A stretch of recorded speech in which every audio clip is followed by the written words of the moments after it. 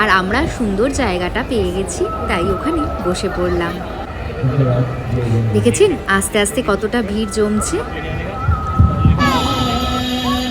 শুরু হয়ে গেল গঙ্গা আরতি।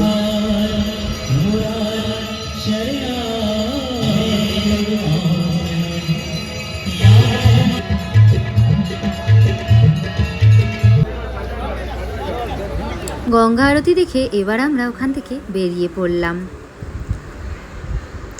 আর আমাদের বেরোনো মানেই তো বেনারস যাওয়া মানে খাওয়া দাওয়া, তাই জন্য আবার একটু রাবড়ি খেয়ে নিচ্ছি। এখানেও দেখুন একটা কি সুন্দর মন্দির।